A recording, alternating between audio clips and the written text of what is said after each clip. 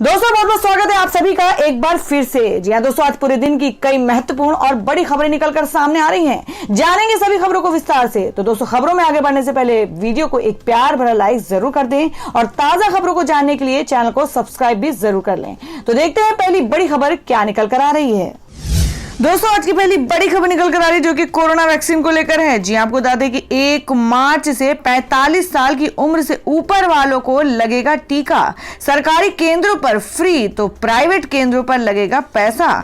जी आपको बता दें कि कोरोना के खिलाफ वैक्सीन का इंतजार कर रहे लोगों के लिए खुशखबरी है। मोदी सरकार ने वैसे सभी लोगों को वैक्सीन लगाने को मंजूरी दे दी है जिनकी उम्र 60 साल से ऊपर है। साथ ही उन लोगों को भी टीका देने को मंजूरी दे दी गई है जिनकी उम्र 45 साल से ऊपर है, लेकिन उसके साथ उन्हें डायबिटीज और शुगर जैसी कोई बीमारी भी है। जी आपको बता दें कि प्रधानमंत्री नरेंद्र मोदी की अध्यक्षता में हुई कैबिनेट की बैठक में यह फैसला लिया गया है कि 1 मार्च से इन लोगों को टीका देना शुरू कर दिया जाएगा। करीब 10,000 सरकारी और 20,000 प्राइवेट केंद्रों पर एक साथ टीकाकरण का यह चरण शुरू किया जाएगा। कैबिनेट के फैसले की जानकारी देते हुए केंद्रीय सूचना प्रसारण मंत्री प्रकाश जावड़ेकर ने कहा है कि कोरोना के खिलाफ लड़ाई में यह बेहद अहम फैसला है। जावड़ेकर ने बताया कि लोगों के पास सरकारी या प्राइवेट केंद्रों में से किसी पर भी टीका लगवाने का विकल्प रहेगा। जावड़ेकर के मुताबिक सरकारी केंद्रों पर मुफ्त में टीका लगेगा जबकि प्राइवेट केंद्रों पर टीका लगवाने का पैसा लगेगा। सूचना प्रसारण मंत्री ने बताया कि स्वास्थ्य मंत्रालय अगले 2-3 दिनों में वैक्सीन के दाम को लेकर फैसला करेगा। अब तक देश में करीब 1 करोड़ 20 लाख लोगों को कोरोना की वैक्सीन दी जा चुकी है। हेल्थ वर्कर और पुलिस जैसे फ्रंटलाइन वर्कर इसमें शामिल हैं। और दोस्तों, में अगली बड़ी खबर में आपको बता दें कि नरेंद्र मोदी के नाम से जाना जाएगा मोटेरा स्टेडियम। अमित शाह बोले अहमदाबाद कहलाएगा स्पोर्ट्स सिटी। जी आपको बता दें कि राष्ट्रपति रामनाथ कोविंद ने बुधवार को दुनिया के सबसे बड़े और अत्याधुनिक नवसज्जित सरदार पटेल क्रिकेट स्टेडियम का उद्घाटन किया, जिसका नाम अब देश के प्रधानमंत्री के नाम पर नरेंद्र मोदी स्टेडियम होगा। इस स्टेडियम में 1,32,000 दर्शक बैठ सकते हैं। राष्ट्रपति ने उद्घाटन के बाद अपने संबोधन में कहा, इस स्टेडियम की परिकल्पना प्रधानमंत्री नरेंद्र मोदी की थी जब वह गुजरात के मुख्यमंत्री थे। वह उस समय गुजरात क्रिकेट संघ के अध्यक्ष थे। उन्होंने कहा, यह स्टेडियम पर्यावरण के अनुकूल विकास का एक उदाहरण है। राष्ट्रपति ने गृह मंत्री अमित शाह और खेल मंत्री किरेन रिजिजू समेत कई विशिष्ट अतिथियों की मौजूदगी में स्टेडियम का उद्घाटन किया। यहां भारत और इंग्लैंड के बीच बुधवार से दिन रात का तीसरा और 4 मार्च से चौथा टेस्ट खेला जाना है। शाह ने उद्घाटन के बाद कहा, हमने इसका नामकरण देश के प्रधानमंत्री के नाम पर करने का फैसला किया है। यह मोदी जी का ड्रीम प्रोजेक्ट था। राष्ट्रपति ने मौके पर स्टेडियम में खेल परिसर के निर्माण कार्य की शुरुआत के समारोह में भी भाग लिया। इसका नाम सरदार पटेल खेल परिसर होगा और इसमें फुटबॉल, हॉकी, बास्केटबॉल, कबड्डी, मुक्केबाजी जैसे खेलों की सुविधाएं होंगी। कोविंद ने कहा, मुझे विश्वास है कि इस स्टेडियम से विश्व स्तरीय खेल बुनियादी ढांचे को लेकर अहमदाबाद की दुनिया में नई पहचान बनेगी। और दोस्तों, अगली बड़ी खबर बता दें कि नरेंद्र मोदी स्टेडियम नाम रखने पर भड़का विपक्ष। कांग्रेस ने कहा, सरदार पटेल का अपमान नहीं सहेगा हिंदुस्तान। जी आपको बता दें कि मोटेरा के नाम से मशहूर इस स्टेडियम को अब तक सरदार पटेल स्टेडियम के नाम से जाना जाता था।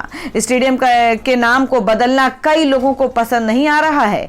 विपक्ष ने इसे लेकर भारतीय जनता पार्टी और प्रधानमंत्री नरेंद्र मोदी पर निशाना साधा है। कांग्रेस ने कहा है कि देश सरदार पटेल का अपमान नहीं सहेगा। गुजरात कांग्रेस के नेता हार्दिक पटेल ने ट्वीट कर नाराजगी जाहिर की है। उन्होंने कहा कि दुनिया के सबसे बड़े अहमदाबाद स्थित सरदार पटेल क्रिकेट स्टेडियम का नाम बदलकर नरेंद्र मोदी क्रिकेट स्टेडियम रखा गया है। क्या यह सरदार पटेल का अपमान नहीं है? सरदार पटेल के नाम पर मत मांगने वाले भाजपा अब सरकारी साहब का अपमान कर रही है। गुजरात की जनता सरदार पटेल का अपमान नहीं सहेगी। भारत रत्न लौह पुरुष सरदार पटेल ने आरएसएस पर प्रतिबंध लगाया था और उसी कारण आरएसएस के चेले सरदार पटेल का नाम मिटाने का हर संभव प्रयास कर रहे हैं।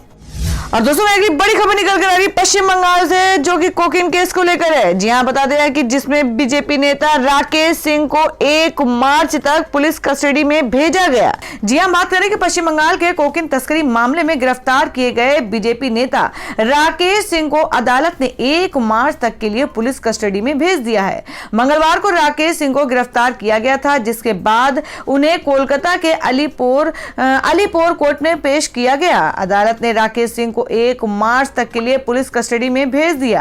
आपको बता दें, पश्चिम बंगाल पुलिस ने 19 फरवरी को भाजपा नेता पामेला गोस्वामी को कोकीन रखने के आरोप में गिरफ्तार किया था। पामेला को जब कोर्ट में पेश किया जा रहा था तो उसने चिल्लाकर कहा था कि उसे फंसाया जा रहा है। इस मामले के मास्टरमाइंड भाजपा महासचिव और बंगाल के प्रभारी कैलाश विजयवर्गीय के करीबी कहे जाने वाले भाजपा नेता राकेश सिंह हैं। इस मामले में राकेश सिंह को गिरफ्तार किया जाए। पामेला के नाम लेने के बाद पुलिस ने राकेश सिंह के खिलाफ जांच शुरू की और मंगलवार को उनकी भी गिरफ्तारी हो गई। पामेला गोस्वामी भी इस समय जेल में हैं। उनको अदालत ने 25 फरवरी तक पुलिस की कस्टडी में भेजा है। पामेला की गाड़ी और बैग से 100 ग्राम कोकीन बरामद किया गया था। पामेला के बाद इस केस में से ये दूसरी बड़ी गिरफ्तारी है। राकेश सिंह को विजयवर्गीय का अपना करीबी कहा जाता है।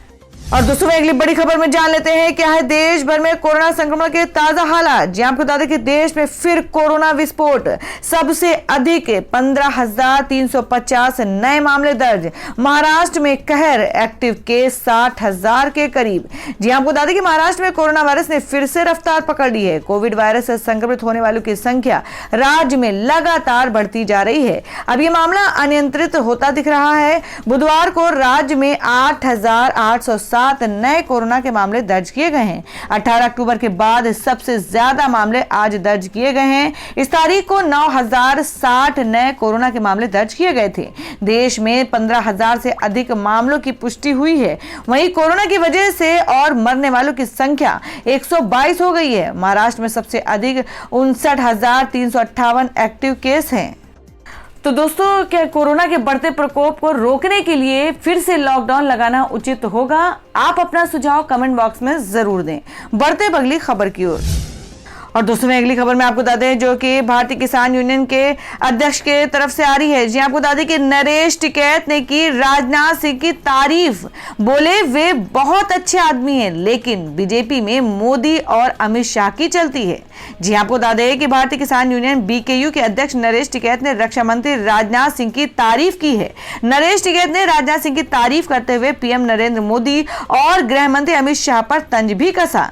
नरेश टिकैत ने कहा, राजनाथ सिंह बहुत ही अच्छे इंसान हैं, लेकिन बीजेपी में पीएम मोदी और अमित शाह की चलती है। बता दें कि नरेश टिकैत दिल्ली के गाजीपुर बॉर्डर से लखनऊ जाते वक्त यमुना एक्सप्रेस वे के बाजना कट के पास गड़सौली पहुंचे थे।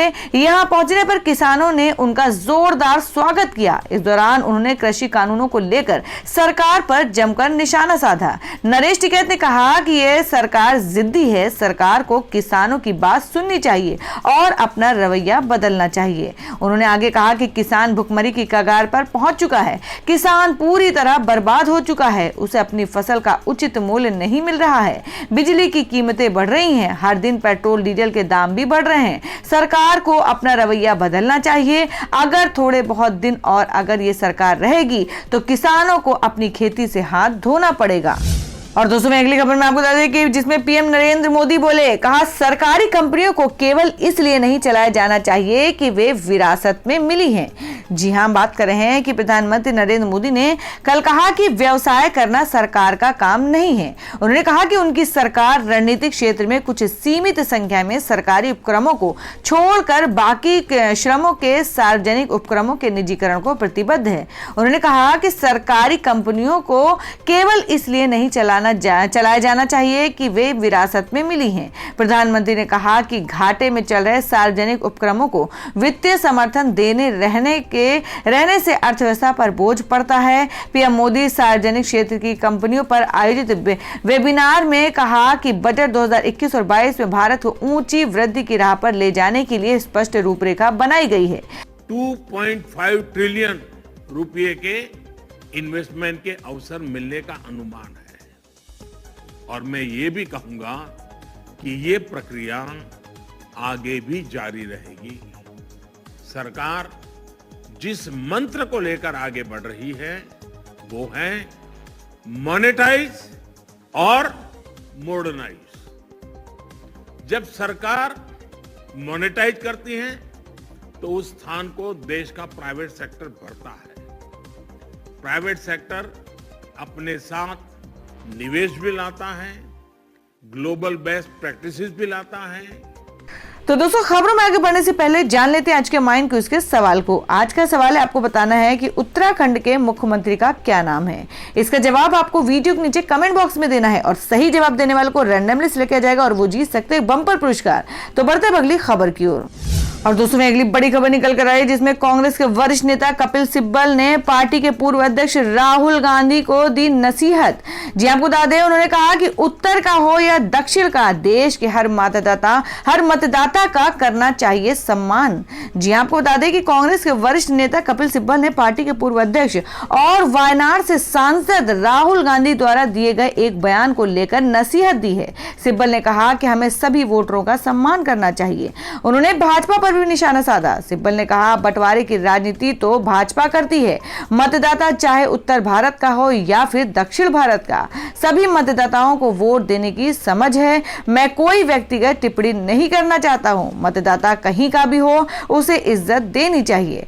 त्रिवेंद्रम की जनसभा को संबोधित करते हुए राहुल गांधी ने कहा था, पिछले 15 साल मैं उत्तर भारत से सांसद रहा। मुझे अलग तरह की राजनीति करने की आदत थी।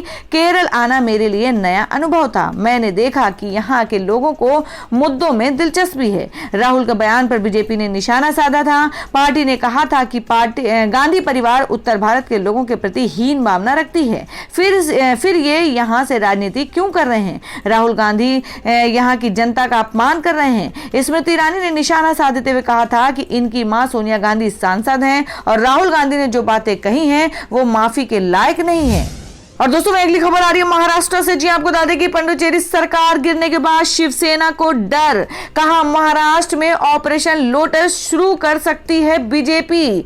जी हां, आपको बता दें कि शिवसेना ने भारतीय जनता पार्टी की अगुवाई वाली केंद्र सरकार पर पार्टी के मुखपत्र सामना के जरिए निशाना साधते हुए पुडुचेरी में सरकार गिराने का आरोप लगाया। शिवसेना ने कहा कि पुडुचेरी में उपराज्यपाल के पद पर तैनात किरण बेदी ने नारायणसामी सरकार को ठीक से काम नहीं करने दिया। पार्टी के मुखपत्र सामना में लिखे संपादकीय में शिवसेना ने कहा कि भाजपा ने छोटा राज्य भी कांग्रेस के हाथ से खींच लिया है। इसके साथ ही शिवसेना ने कहा कि बीजेपी अब मार्च अप्रैल के महीने में महाराष्ट्र में ऑपरेशन लोटस की शुरुआत करेगी। सामने में कहा गया कि मध्य प्रदेश की सरकार गिराई तब भी अगला बार महाराष्ट्र पर की घोषणा की गई थी। उसके बाद बिहार का परिणाम आने दो, फिर देखो महाराष्ट्र में वैसे परिवर्तन लाते हैं जैसी बातें की गई। अब पुडुचेरी की बात शुरू है, लेकिन जैसे दिल्ली बहुत दूर है उसी प्रकार महाराष्ट्र तो बहुत ही दूर है। शिवसेना के मुखपत्र में आगे कहा गया, सरकार को समर्थन देने वाले विधायकों को तोड़ने के लिए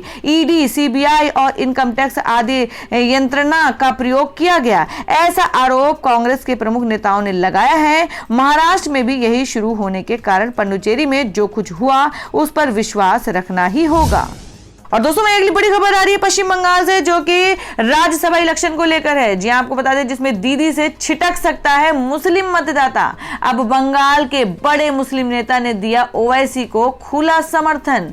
जी हम बात कर रहे हैं कि पश्चिम बंगाल में विधानसभा चुनाव जैसे जैसे करीब आ रहा है, नए नए ऐलान और समीकरण बन रहे हैं। बंगाल में मुसलमानों के बड़े नेता और फुरफुरा शरीफ के पीरजादा अब्बास सिद्दीकी ने एक बड़ा ऐलान किया है। उन्होंने अपने समर्थकों, मानने वालों और कार्यकर्ताओं से कहा है कि वे एआईएमएम के नेता असदुद्दीन ओवैसी का समर्थन करें, उनके कार्यक्रमों, रैली और सम्मेलनों में शामिल हों। 25 फरवरी गुरुवार को ओवैसी की पहली राजनीतिक रैली बंगाल के अल्पसंख्यक बहुल क्षेत्र मटिया बुर्ज में होने जा रही है। मौलवी अब्बास सिद्दीकी ने हाल ही में इंडियन सेकुलर फ्रंट नाम का एक संगठन बनाया है। सिद्दीकी बंगाल की 3000 मस्जिदों के क्षेत्र पर अपना असर रखते हैं। ऐसे में ओवैसी और सिद्दीकी का गठबंधन दूसरे राजनीतिक दलों के लिए चिंता का विषय बन गया है। इस गठबंधन से सबसे अधिक नुकसान बंगाल की सीएम ममता बनर्जी को होगा। दूसरे राजनीतिक दल के अल्पसंख्यक मतदाताओं के वोटों को अपनी ओर खींचने की कोशिश में लगे हैं। वहीं ममता बनर्जी पिछले काफी समय से बंगाल के अल्पसंख्यक मतदाताओं को अपनी ओर करने का लगातार प्रयास करती रही हैं, लेकिन इन चुनाव से पहले फुरफुरा शरीफ से पिरजादा अब्बास सिद्दीकी का एआईएमएम के नेता असदुद्दीन ओवैसी को समर्थन के ऐलान से दीदी के हाथ से मुसलमान मतदाता छिटक जाने की आशंका बढ़ गई है। उनकी पार्टी टीएमसी पहले ही अपने नेताओं के दूसरे दलों में जाने से परेशान है। इससे पार्टी के लिए अपनी सत्ता बचाए रखना कठिन डगर लग रहा है। तो दोस्तों, आप लोगों को क्या लगता है इस बार पश्चिम बंगाल में किसकी सरकार बनना तय है? आप अपने सुझाव कमेंट बॉक्स में जरूर दें। बढ़ते अगली खबर की ओर। और दोस्तों, मैं अगली खबर में बता दें कि महाराष्ट्र में कोरोना के साथ बढ़ रहे हैं बर्ड फ्लू के भी मामले। पालघर के सभी पोल्ट्री फार्म करवाए गए हैं बंद। जी हां, आपको बता दें कि पूरे देश में कोरोना वायरस के रोजाना के मामले धीरे धीरे कम हो रहे हैं, लेकिन महाराष्ट्र अभी भी सबसे ज्यादा प्रभावित राज्य है।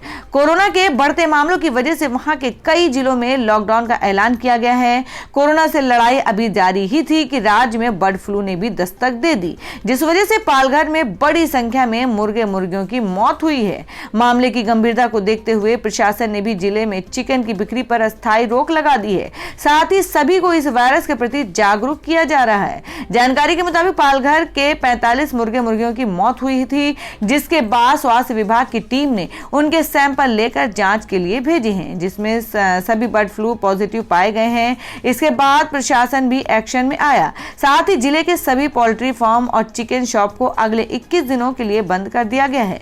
वहीं जिन इलाकों में बर्ड फ्लू के मामले मिले हैं, वहां पर लोगों की स्क्रीनिंग की जा रही है। इसके अलावा लोगों को इससे बचाव के तरीके बताए जा रहे हैं। और दोस्तों, में जान लेते क्या है देश भर में सोना और चांदी के ताजा रेट। जी आपको बता दें कि फिर से धड़ाम हुआ सोना। 42,861 रुपए तक पहुंचा भाव। जाने 24 कैरेट से 18 कैरेट तक का भाव। जी आपको बता दें कि सोने का रेट फिर से धड़ाम हो गया है। 42,861 रुपए तक पहुंच गया इसका भाव। जी हम बात कर रहे हैं कि बुधवार को सोने के भाव फिर से गिर गए हैं। 24 फरवरी को सोने की कीमत कम हो गया। बुधवार को 24 कैरेट शुद्धता वाले सोने की कीमत में 125 रुपए की गिरावट दर्ज की गई, तो वहीं चांदी की कीमत 631 रुपए लुढ़क गया है। बुधवार को सिल्वर रेट 69,099 रुपए प्रति किलोग्राम पर पहुंच गया है। बुधवार को मंगलवार के मुकाबले सोने की कीमत में गिरावट आई है। 24 कैरेट शुद्धता वाले सोने की कीमत में 125 रुपए की गिरावट आई है। और दोस्तों, मैं अगली खबर में जान लेते हैं क्या है देश भर में मौसम के ताजा हालात। जी आपको बता दें कि बदलेगा मौसम का मिजाज। 5 दिनों के लिए इन राज्यों में भारी बारिश का अलर्ट, फिर बढ़ेगी सर्दी। जी हम बात कर रहे हैं कि इस समय पूरा उत्तर भारत मौसम के उतार चढ़ाव से परेशान है। हालांकि कोहरे और शीतलहर से लोगों को राहत मिली है, लेकिन एक बार फिर से मौसम पलटी मार सकता है। मौसम विभाग ने कहा है कि अगले 5 दिन उत्तराखंड, हिमाचल और जम्मू कश्मीर में बारिश हो सकती है। विभाग ने अगले 5 दिनों के लिए इन राज्यों में बारिश और बर्फबारी की चेतावनी जारी की है। विभाग का कहना है कि मौसम में परिवर्तन संभव है। दिल्ली में भी एक बार फिर से सर्दी की वापसी संभव है, इसलिए आईएमडी ने लोगों को सचेत रहने के लिए कहा है। आईएमडी ने 25 से 27 फरवरी तक जम्मू कश्मीर, लद्दाख, गिलगित बल्टिस्तान, मुजफ्फराबाद, हिमाचल प्रदेश और उत्तराखंड में 25 से लेकर 27 फरवरी को ओले पड़ने की आशंका व्यक्त की है। तो दोस्तों, ये थी अब तक की सभी बड़ी खबरों की अपडेट्स। टुडे ब्रेकिंग न्यूज और लेटेस्ट खबरों को देखने के लिए हमारे चैनल को सब्सक्राइब जरूर कर लें। वीडियो को लाइक और शेयर भी जरूर कर दें अपने दोस्तों और रिलेटिव्स के साथ। तो दोस्तों, फिर मिलेंगे काम की खबरों और सरकारी योजनाओं की एक और नई वीडियो के साथ। तब तक के लिए धन्यवाद दोस्तों।